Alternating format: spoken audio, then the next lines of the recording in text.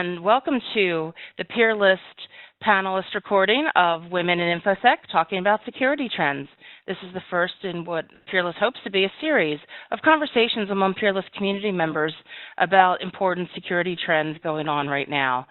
I'm your moderator, Tracy Z. Mayleaf. With me today, I have four great panelists for amazing women in security that we're going to talk about a variety of issues. And I'm going to let them introduce themselves. So let's start off with Cheryl Biswas. Please go ahead and tell everyone about yourself. Hi, everybody.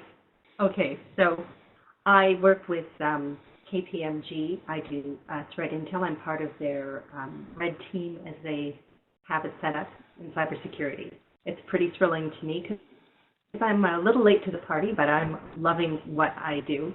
If you follow me on Twitter, I'm encrypted on the Twitters, and I'm actually multitasking as we go along, doing my daily review of what's happening, hunting down the issues and reporting them back, and actually, because I think it's a critical component, working on governance and compliance stuff so that I can make sure that that happens too.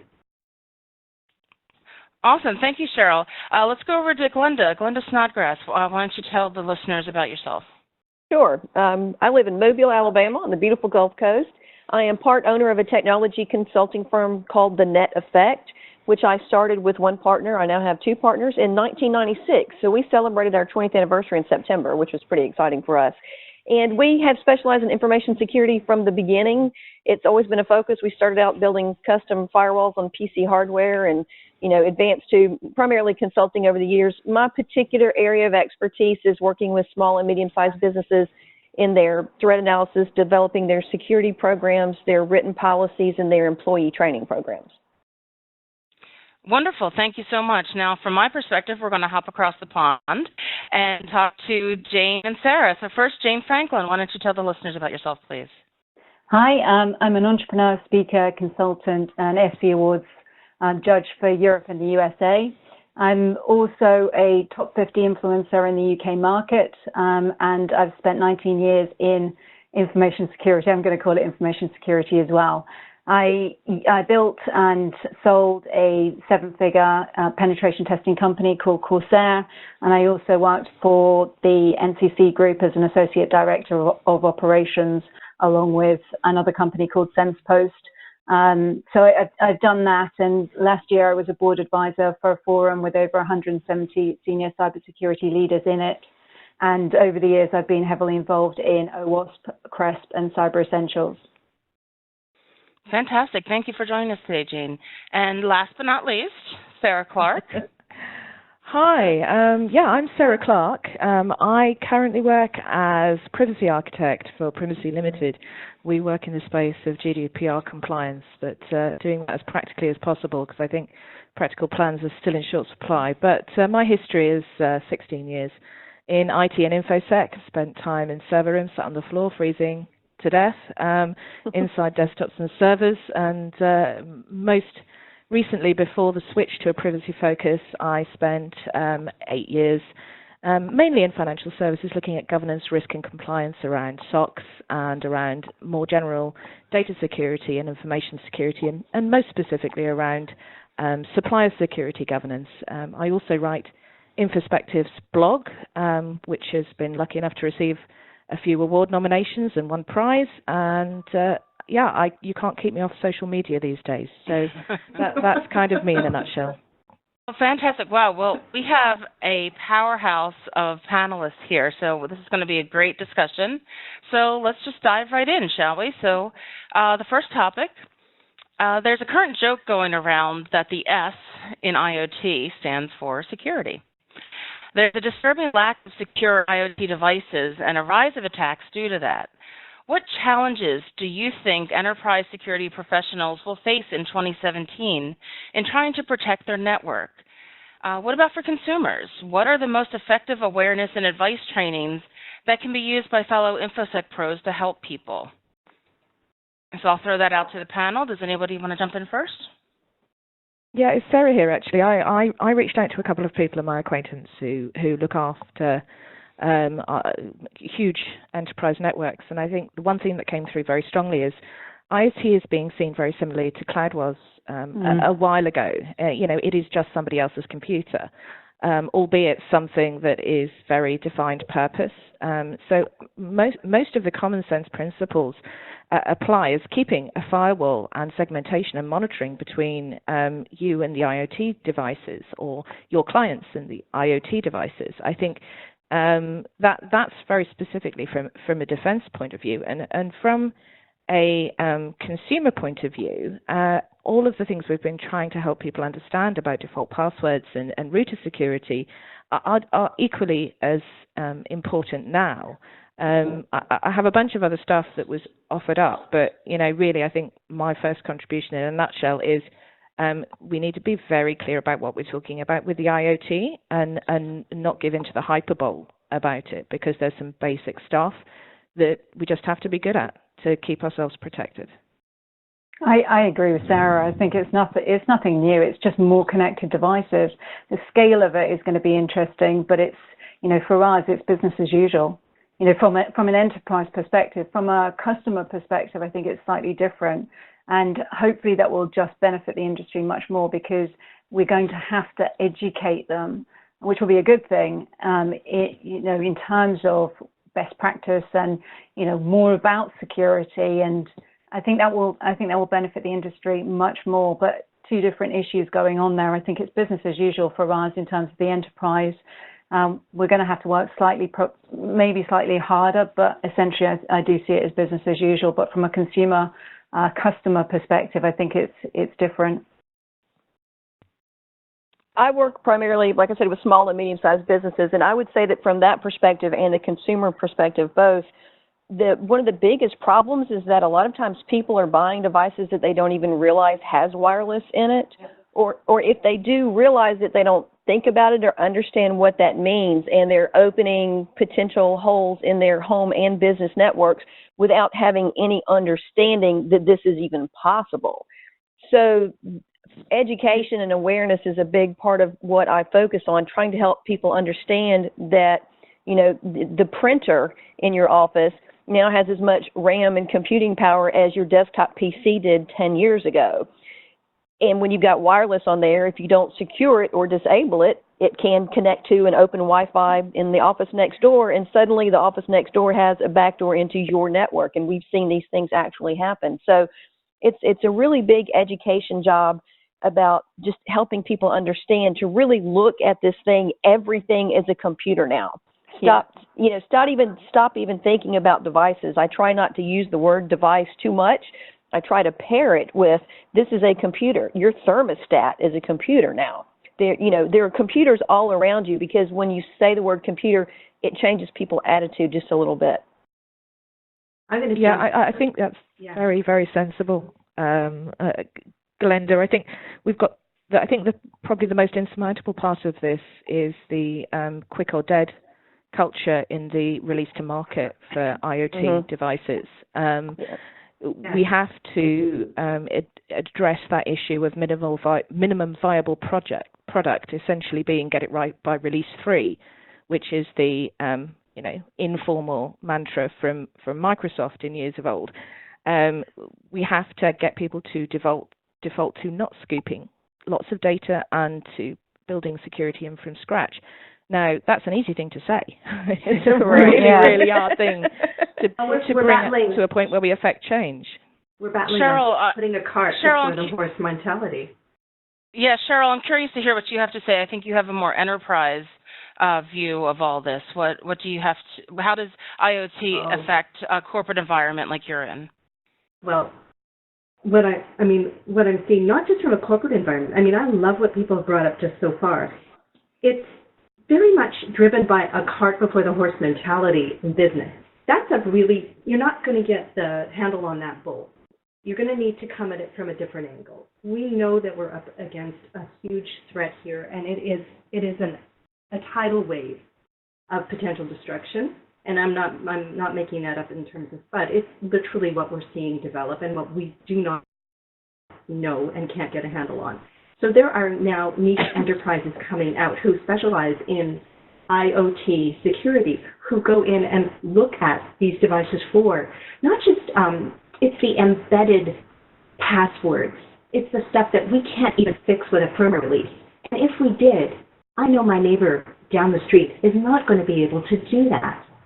I like delivering talks, having conversations with end users, because that's where the change is going to happen. That's where we need the change to happen.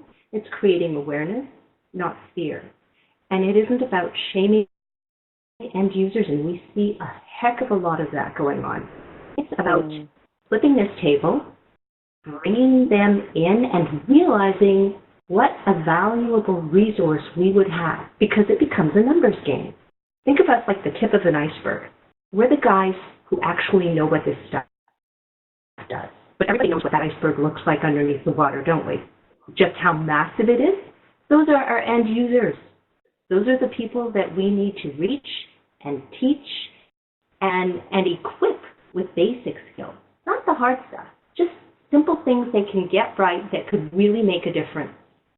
Yeah, it's going to take a long time for regulations and policy shifts to happen about how we build security in and bake it in right from the get-go. But this is the difference. I'm thrilled that you mentioned that, Cheryl, because actually I wanted to throw out to the group then. So we're talking a lot about dealing with people on the other end here. What about going after manufacturers? How successful do you think a policy or manufacturing shift would be to make the devices more secure? I mean, go ahead. Sorry, I'll let you carry on. No, you go ahead, because I'm just going to say one word. That's going to be a very hard battle.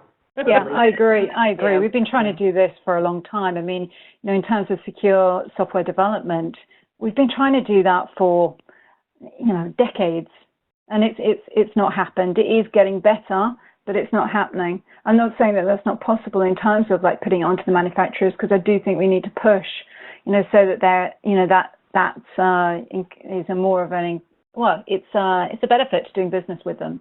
If they have, and I don't want to use a kite mark, I really don't, or a standard, but something so that they can give that assurance that there has been some consideration in terms of security going into, the creation of their product. That would be beneficial. There seems to be some evidence in some reports of security and privacy especially, creeping in to be some form of competitive advantage. There's growing awareness of the fact that things like WhatsApp have encrypted messaging, that kind of thing. Yeah. And I do want to, obviously, with my new specialism in privacy, I think there's starting to look like there could be quite big promise around the GDPR, both in terms of awareness raising and in terms of potential teeth and sanction. We'll have to see how Privacy Shield shakes down for your side of the pond, guys. Because I think that's been called, the most complex, simple piece of oversight known to man. But the 4% of global revenue has certainly pricked ears up. And the data perspective gathered, I think, probably gains hearts and minds a lot quicker than the compromise your network and DDoS perspective. I think also with GDPR, it's not, for larger corporations, 4%, it will make them sit up and take notice. But it's applicable to every business. So it's the SMEs, the small businesses, and we're talking, 4% or 20 million euros, whichever is the greater. Yeah, and 20 million quick and nimble for a startup. Yeah, absolutely. And you know what? The vast majority of businesses, certainly in the UK, are one-man bands or very small companies with employees of under 4 people. So I think it's going to be really interesting. But I do see it. Definitely, if we can get that awareness, and even, again, I'm going to say, dare it, get some sponsorship, and from the government, you can tell that I'm smiling. That would be fantastic. That would be fantastic. However, I'm not sure if that is going to happen. So sorry, Tracy. I was going to say, so yeah, we should move on to the next topic, but I just wanted to kind of pull things to a close here. Cheryl or Glenda, do you have any other last words about IoT? Well, I think that Cheryl Sarah made an interesting point about, the pressure from consumers driving manufacturers to do something about it. If consumers care about security, then the manufacturers will take notice of that. The problem that I'm seeing is that consumers, for the most part, don't care about security yet because they don't really understand that they should. And privacy in particular, you know, a lot of people have the attitude of, oh, my data's out there anyway, what difference does it make? But they don't even really understand what they mean when they're saying that, and they don't understand how much worse it could be. So I still think that education and awareness is something that we all have to be personally responsible for, not just on the job, but at home and our friends and family as well, because we've really got to have an educated, concerned populace to put enough pressure on the manufacturers to take security seriously. That is an excellent point, Glenda. Wonderful. All right, well, let's move on to our next great topic. We could talk about all these topics for an hour alone, but we're trying to have some diversity here, so I apologize if I'm butting in, ladies. You all have wonderful things to say, but we have so much to cover. So next question here. So Network World had an interesting quote about 2017 predictions for information security. They stated that the quote-unquote security blame game will heat up. So let's talk about non-technical skill building for InfoSec pros. What advice and recommendations do you have for people in security to get better at proving and communicating value of security within an organization? How would you go about creating a culture of security within an organization so that there's an enterprise buy-in to security and avoid the blame game? Oh, me. Sorry. Yeah, Cheryl, as our enterprise person, why don't you take this first, please? More than that, it's because I'm an empath and always have been. So feelings are a big deal to me, and this is an area where feelings are really hard for a lot of people. One of the gifts of this community is the absolute brilliance of our security researchers, our malware reversers, the people who find and hunt this stuff down. That's their skill set. That's what they do best. What they need are people who are, I'm going to call them hybrids. I'll put myself as a case in point. I love the tech. I get the tech. I'm not brilliant at the tech, but I can bring the tech to everybody else. More specifically, I can bring it to the people that we need to get on board. That being the C-suite. We need to have their buy-in. We need to have their capital funding. We need to have them on board so that we can drive change, employ good governance, that it's not just checking off the boxes, and especially culture is driven from the top down. When your people on the front lines see that the CEO is actually practicing what's being preached, and isn't this annual sit down in front of a computer and do the 20-minute quiz, but that it's part of walking the talk, you make something really good happen. That's where you start baking security in. And it isn't impossible. It's just hard to do. And I'm saying this with so much passion because, oh my gosh, I have seen this happen. I have seen beautiful data governance projects create a change within the organization that were embraced over time by the top down, by the people who were reluctant and then saw the metrics that convinced them that this was going to be a positive change because it impacted the bottom line that they understand, and then what the security brought with it. This is hard. Let me hand it over. I would agree totally with that, but I would actually go further, because when you're dealing with the board or the CEO or MD or owners of the business, then yeah, they're really interested in the bottom line. But with all of the stakeholders, you have to. This is almost like a sales job. You know, you have to get into the mind of them, what matters to them, and really understand their world in order to be able to get their buy-in to it. And that's what we need to do in order to create that culture. We need to get buy-in from the different types of stakeholders who are involved in this. You know, from the board, the financials, the sales, the marketing, the customer service, and so on. We have to get into their world and be able to explain and communicate it effectively in the language that they use in order to be able to make progress. It's Sarah here. Just something very practical. I've come around to the opinion in bigger businesses that as well as, or even instead of big awareness programs that are doing more or less creative computer-based training just to cover numbers. I think where I've seen awareness built the best is communicating what security is doing in its day job and the strategic plans and changes that are coming in the security world. I think often communication is done as an afterthought just to get the budget secured and to get someone to put their name down as accountable, rather than really working, as we all know we have to in relationships, to foster a mutual basis for understanding, a common language, an understanding of risk, and all that's written into lots of different information security management system manuals, but I very, very rarely see it on the ground. And that process of relationship building with a real need to serve, I agree with that. and a really sensible way to describe how you're serving it, probably gains you 10 times as much of an improvement in a relationship as a targeted sit down, listen to this for our piece of education. And it's also a sanity test for the people delivering the understanding, because so much of the time we really need to check our workings out for what we say is next to do in security. We need to sit on the other side of the desk and see if it plays well as something that's solving a real business problem.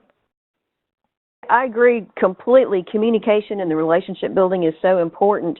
And, security awareness definitely starts at the top. Employees are not going to take it seriously unless the people at the top do. But they also have to know that the people at the top take it seriously, which is where the communication comes in.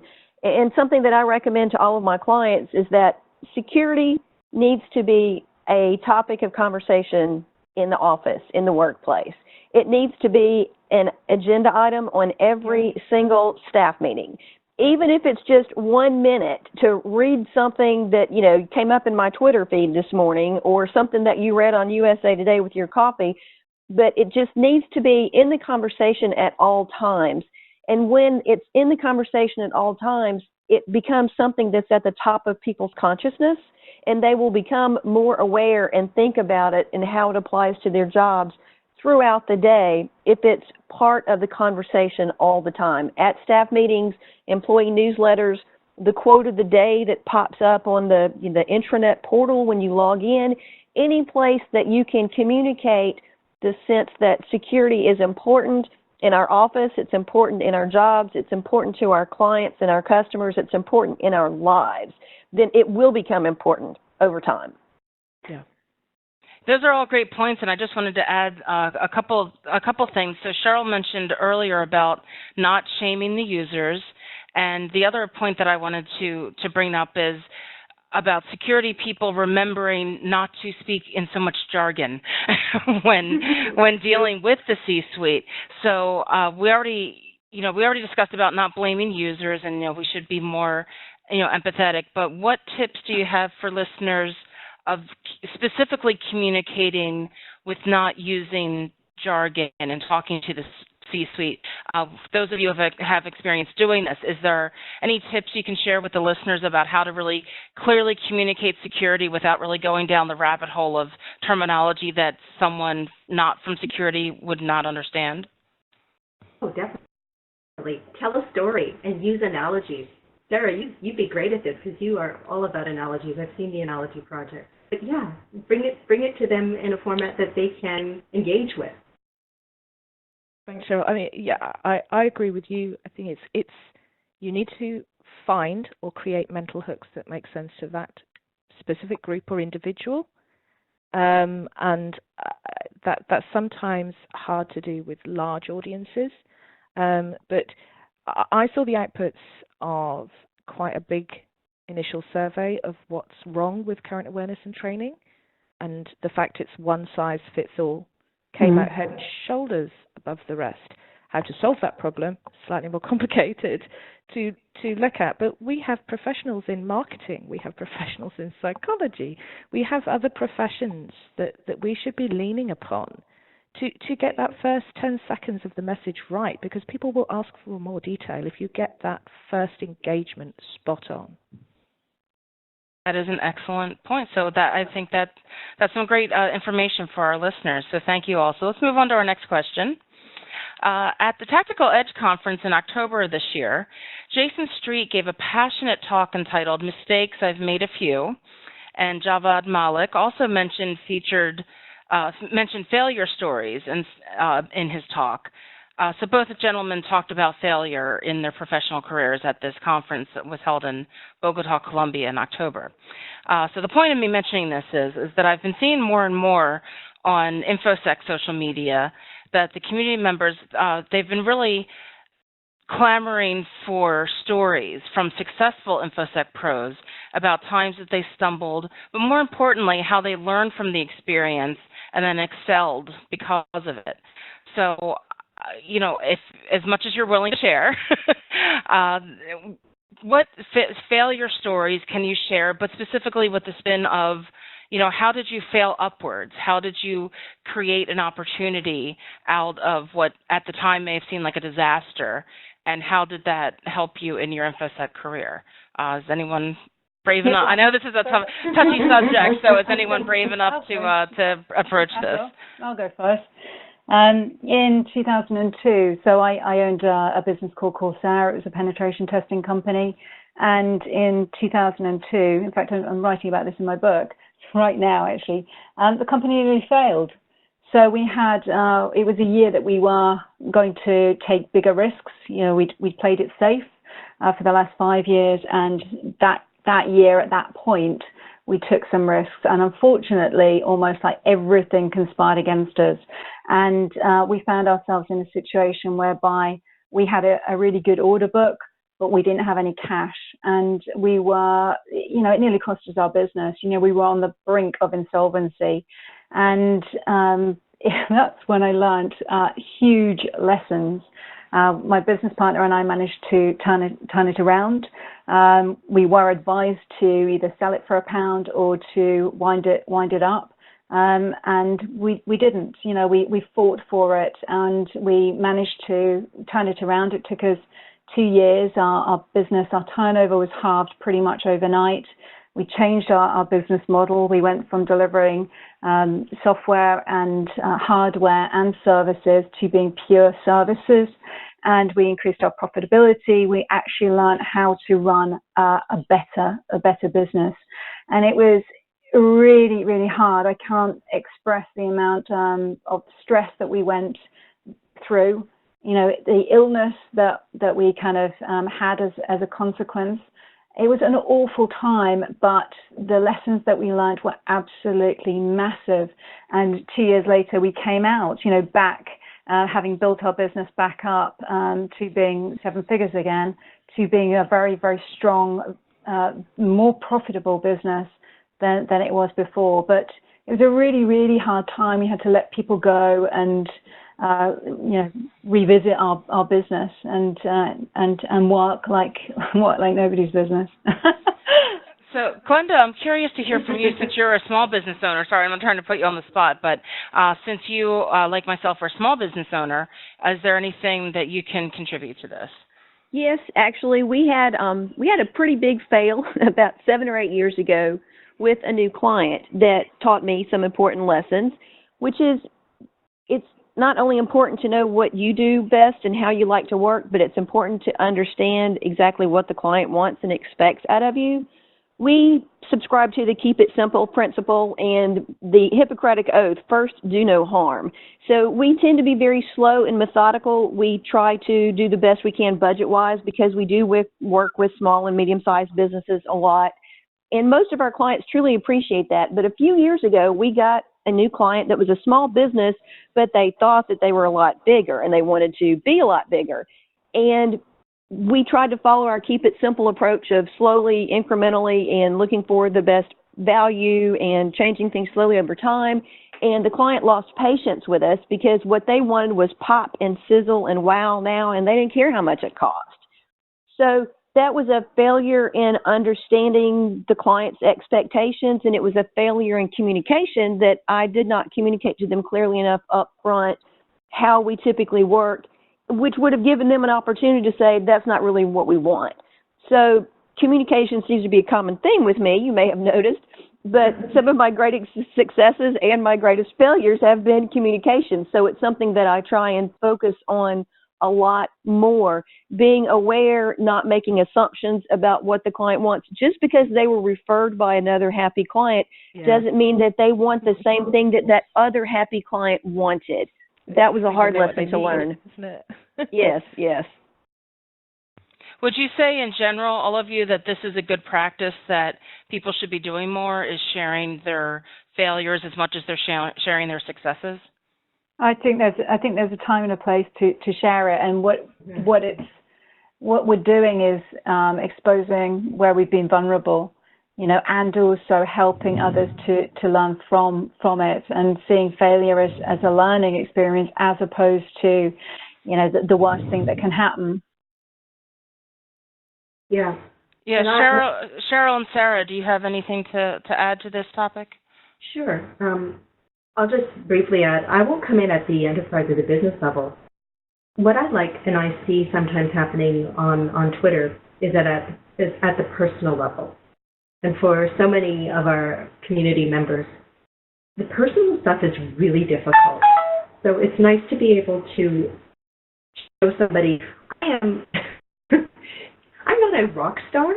I'm no better than you. In fact, here's what I've gone through, and I know, empathizing again, relating to the struggle they may be going through, and it's taken them a lot of courage just to be able to tell somebody that they're having an issue or problem. Because when you build people up one level at a time, one individual at a time, each one of those is a victory. So for me, that's where I like doing my groundwork. Sarah? Yeah, I can't agree with that enough. I do think it's terrifying to admit a gap in your knowledge in the wider internet world, and sometimes that's the only place, if you work in a small business, that you can do so and reach out for help. So I think we need to be a lot more generous in that space with people. Actually, I say a lot more generous. I've been very, very lucky with the way people have responded to me, but perhaps that's the way I've approached things. I mean, for me personally, in terms of mistakes, the real career-changing one for me was back in a corporate world, but I think it's applicable fairly universally. I've been involved in a whole bunch of compliance programs where you're trying to assess lots of controls for lots of things, be it a project, a system, a supplier, etc., etc. And the learning curve was getting to the end, having the gaps identified, and not until right at the end having highlighted what risk those gaps actually represent. And it was the real epiphany, the first time it happened, of the difference between compliance and risk. Just because something's broken, it doesn't mean that it's an intolerable risk. And if it's outside tolerance, is it going to happen tomorrow? Is something going to go wrong tomorrow?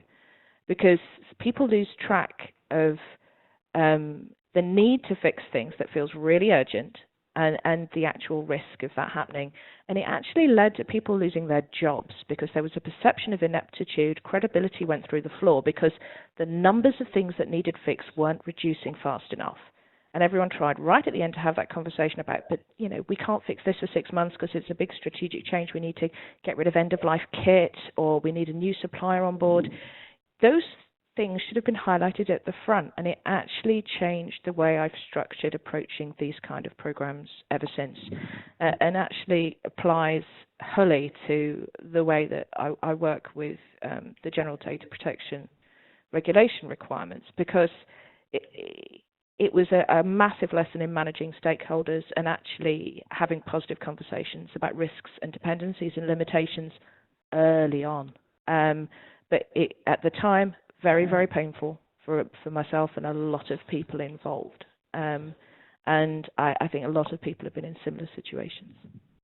Oh, I hate to be the bearer of bad news, but we're on our last question now, and due to time constraints, we need to actually wrap this up because we all have jobs and lives to get back to. But those were all really excellent answers about learning from failure. So thank you for sharing those stories, ladies.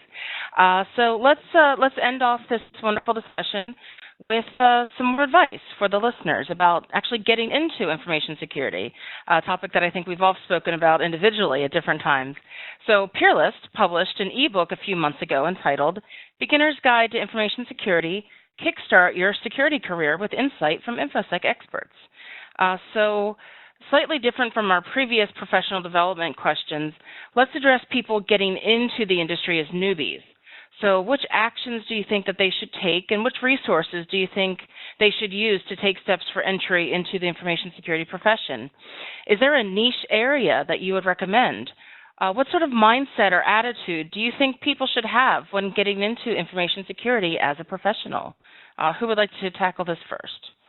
I'll jump on this one because I've given it a lot of thought, and I've been mentoring a couple of women who have approached me that are interested in doing it as well. So it's something I've been working on a lot. How do you get started? And I think the first thing is to understand that InfoSec is not a career, it's multiple careers. It's a very complex field, and there are so many different areas. Like Cheryl was talking about, the ones that hunt down the malware, they're really good at that. She's good at the tech, but also really good with communication, and that's where I fall as well. I am technical, yes, but I have a gift for explaining things to ordinary users. I'm really good at training. I enjoy teaching, helping people understand how things work. So that's what I focus on. Others in my company focus on other aspects of information security, but if you want to get involved in information security, you first need to understand yourself, what you're good at and what you enjoy doing, and pick which part of the niche community, what part of the work in information security will you actually succeed at because you're good at it, you have the skill set, you have the natural temperament for it, you have the personality for it, and because you enjoy doing it. That would be my first piece of advice. And enjoying doing it is great. I hear all the time of people aren't respected necessarily if they say that they're in it just for the gold rush of money. Would you agree with that doesn't earn you any friends? No, people understand when you really have a passion for what you're doing and when you don't. They really do. And people often comment to me, I do a lot of speaking at professional organizations and conferences and seminars, and that's a comment that people often make to me that I take as a high compliment, where they say, I can tell that you really care about this stuff. Your passion comes out when you speak. And for me, that's a very high compliment. I am very passionate about information security and about teaching and training, and the fact that comes out, I think, is part of what makes me successful. It's also why I enjoy doing what I'm doing. But people pick up on that. They know whether you really care or whether you're just talking. I always joke that since I'm a newbie myself, that what I lack in knowledge I make up for with enthusiasm and willingness to learn. Right. So Sarah, do you have any suggestions for our listeners about getting into security or getting into privacy, which is your area? Yeah, absolutely. I mean, on both of those fronts, I know that when it's a bigger business or even a smaller business, I think you've got to accept you sometimes need an entry job. If you want to be a journalist, you might start in the mailroom.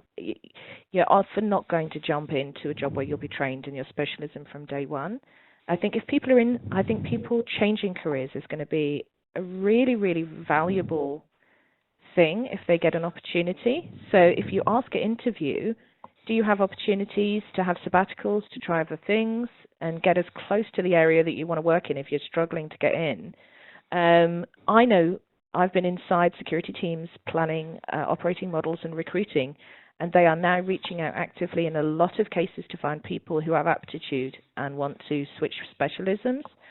So otherwise, as Glenda's already said so well, talk to the people who are out there already, go to your local groups, find out what a specialism actually means, and find something that matches your own capabilities, and ask people to maybe help you work out what they are.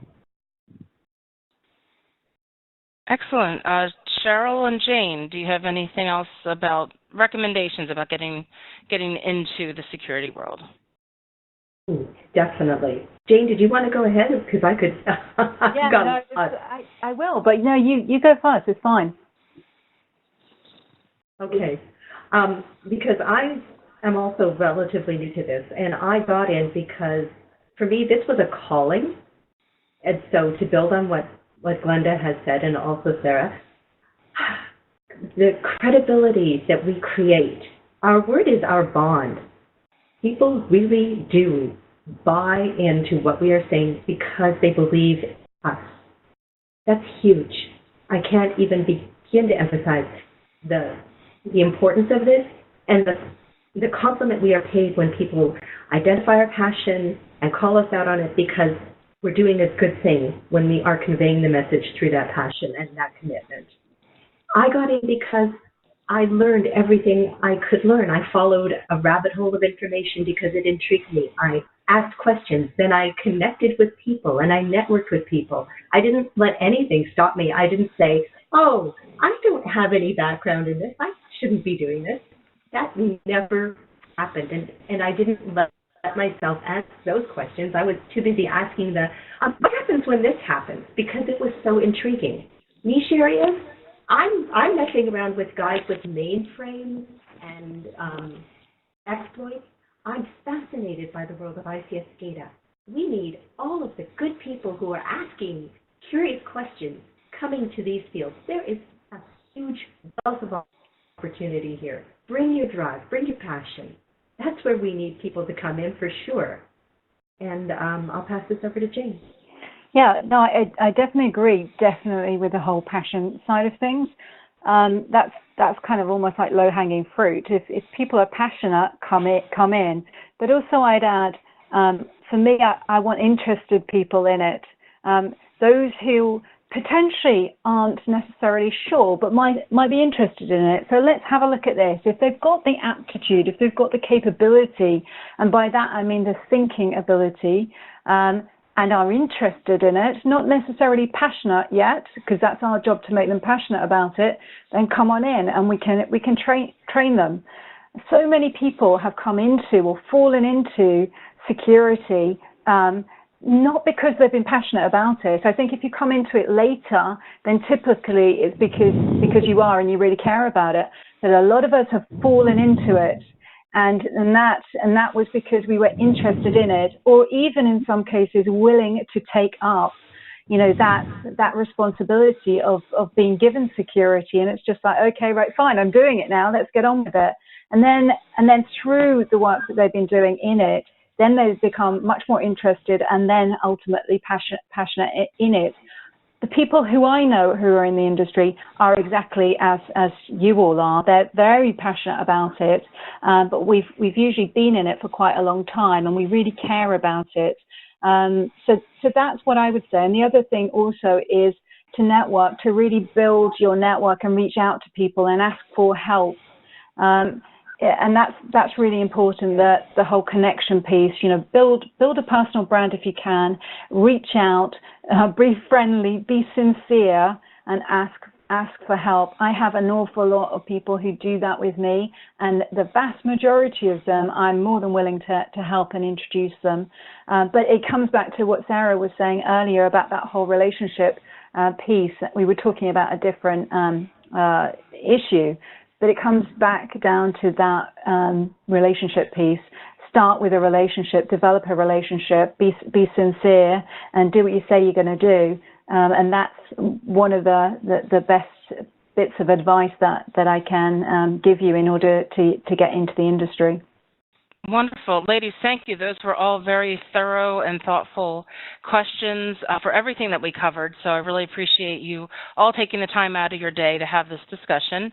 But unfortunately, we need to wrap things up right now. So I want to give you each a moment now to plug away, shamelessly plug your Twitter handle, your blog, if you have any upcoming appearances that you want people to see you at. So we'll go down the list again and plug away, and we'll start with Cheryl. Cheryl.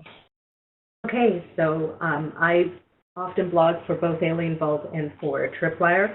I'm hoping to get a couple more pieces out in the new year. I've been doing a series on banking and securities, but I also talk a lot about mainframe and ICS SCADA, and there's going to be a lot more developing in the new year for that. I'm encrypted on Twitter, and I have my own blog, White Hat Cheryl on WordPress or Cyberwatch. And let me pass it over next. Glenda, plug away, please. All right. Well, I've also recently started doing some guest blogs for Tripwire. I had one published a couple of days ago called "You Can't Secure It If," and it's actually part one in a two-part series. Some actual oops moments we found in doing network security assessments for small businesses. You can't secure it if you don't know it's there, for example, which seems to be a big problem. So I'm on Twitter as well, Glenda_TNE. My company is The Net Effect, theneteffect.com. And as I said, I do a lot of speaking at conferences and seminars. I don't speak at tech conferences. I speak at non-tech conferences, again, because my focus is on training non-tech people to understand their world and how it impacts them. So I do a lot of lawyers and doctors and accountants and that sort of thing, which I'm really happy to do because I'm able to bring tech to people in a way that they can understand and feel more comfortable with. And I will pass it on to the next one, Jane. Thanks. Yeah, I'm on pretty much all the social media platforms. I'm on Twitter at Jane Frankland, really simple. And I speak all over the place. I mean, this year I've spoken at 35 events all over the world. And next year I think it's going to be just as busy. I'm also interviewed a lot by the press, so I write for many magazines out there. Again, it's all on my website. If you go to jane-frankland.com, you'll find the information there. Next year, I have a book coming out. It's all about women in security, and the title of the book is actually Insecurity. God, I got it wrong. Insecurity, and it's all about how we can improve the industry, how we can attract and retain more women in the industry to make it more secure. And it's very much a book for men as well as women, and it's very much about making the industry more secure by us working together. So huge emphasis on that. And that's a major bit of work that I've been doing. It's had sponsorship from the likes of Bank of America, Fujitsu, ZoneFox, Dr. May, Geosecurity, and there's one other. I'm just trying to think who the other company is. Anyway, it's all on the website, and it's a really massive project that has been taking up a whole year, and I've been out there interviewing lots of different people about it and providing data as well.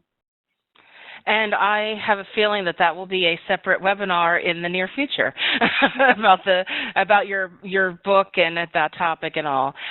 So wonderful. And then let's close this out with Sarah. Sarah, what would you like to plug?